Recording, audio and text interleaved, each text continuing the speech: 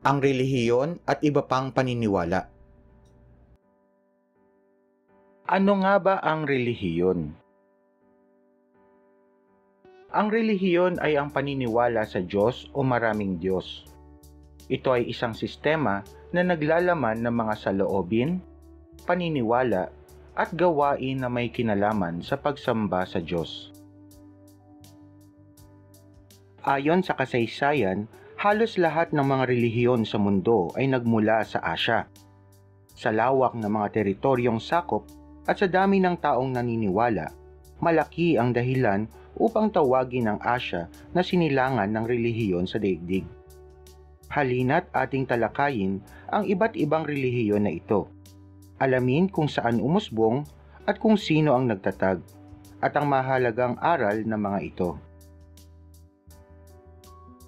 Ang relihiyong Hinduismo mula sa India. Ito ang pangunahing relihiyon sa bansang India. Ito ay itinatag ng mga Aryans at naniniwala sila sa mga Diyos ng kalikasan. Naniniwala ang mga Hindu sa pagkakabuklod-buklod at pagkakaisa ng mga bagay sa kapaligiran na nagdadala ng pagkakaisang espiritual. Vedas ang tawag sa kanilang banal na kasulatan. Naniniwala ang mga Hindu sa reincarnation o muling pagkabuhay, at karma, ang paniniwala sa pagbalik ng mabuti o masamang gawain na siyang nagpatibay sa sistemang caste sa India. Kaya't kung ikaw ay pinanganak mula sa mataas o mababang uri ng caste system, ito ang iyong karma mula sa nakaraang buhay.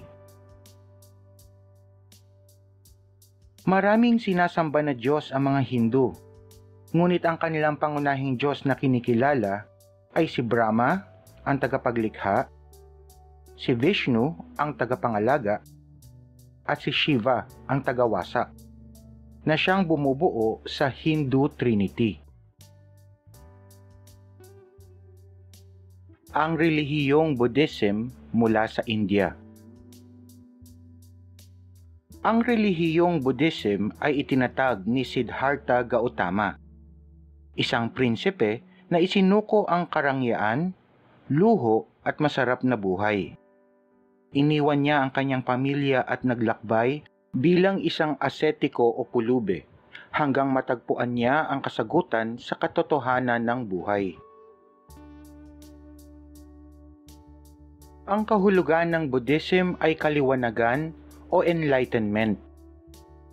Sinusunod ng Buddhism ang 8 dakilang daan o ang pagkakaroon ng tamang pag-iisip, aspirasyon, pananaw, intensyon, pagsasalita, pagkilos, hanap buhay, at pagkaunawa. Naniniwala ang Buddhism sa 4 na dakilang katotohanan na ang buhay at pagdurusa ay hindi mapaghihiwalay. Ang pagnanasa ang sanhi ng pagdurusa at mawawala lamang ang pagdurusa kung aalisin ang pagnanasa. Maaalis ang pagnanasa kung susunod sa 8 landas at matatamo ang tunay na kaligayahan o nirvana.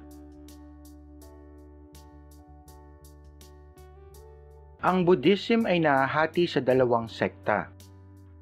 Ang Mahayana Buddhism kung saan sinasamba at itinuturing na isang Diyos si Siddhartha Gautama, at ang Theravada Buddhism kung saan kinikilala si Buddha bilang isang guro at banal na tao. Ang relihiyong Judaism mula sa Israel. Ang relihiyong Judaism ay isa sa pinakamatandang relihiyon sa daigdig. Ang paniniwala ng mga Hudyo sa iisang Diyos ay nagpapatunay na naging batayan ito ng relihiyong Kristyanismo at Islam. Ang Torah na nangangahulugang batas at aral ay naglalaman ng 5 aklat ni Moses. Ang 10 utos ang naging gabay ng mga Hudyo sa wastong pagkilos at pamumuhay. Ang relihiyong Kristyanismo mula sa bansang Israel. Ang Kristyanismo ay isa sa pinakamalaking relihiyon na mayroong kasapi at tagasunod. Ang aral ng Kristyanismo ay mababasa sa banal na Biblia. Si Hesukristo ang anak ng Diyos na nagkatawang tao at ipinako sa krus upang iligtas ang sangkatauhan mula sa kasalanan. Ang relihiyong Islam mula sa bansang Saudi Arabia. Ang relihiyong Islam ay sinasabing ikalawa sa pinakamalaking relihiyon sa daigdig. Ito ay kakaiba dahil ang pangalan ng relihiyon ay hindi tao, pook o iba pa.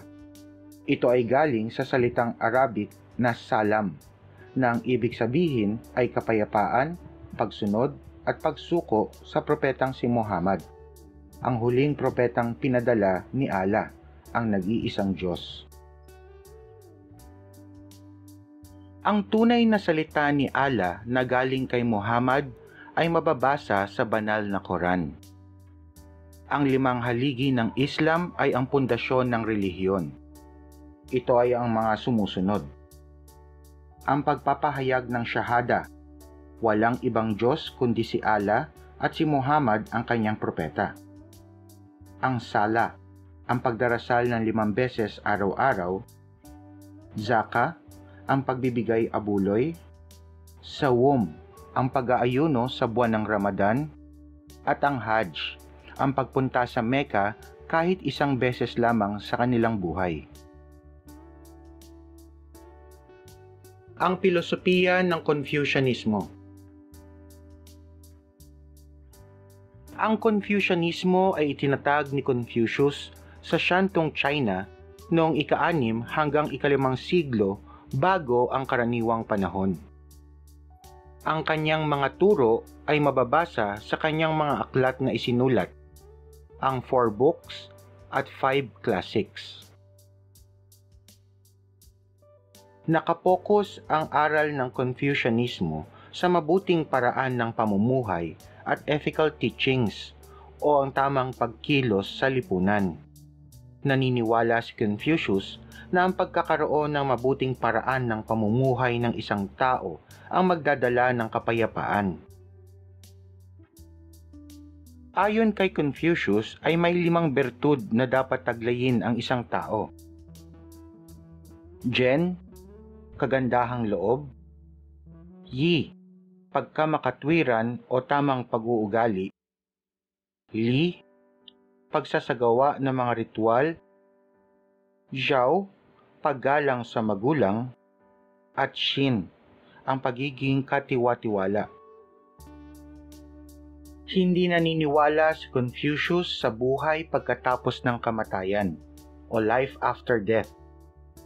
Ayon kay Confucius, ay hindi pa natatapos ng tao ang pag-aaral sa buhay upang talakayin ang kamatayan. Ang ilan sa mga tanyag na pahayag ni Confucius ay ang mga sumusunod. Ang taong nagtanong ay mangmang sa loob ng 1 minuto, ngunit ang taong hindi nagtanong ay mangmang habang buhay. Irespeto mo ang iyong sarili at irerespeto ka ng iba.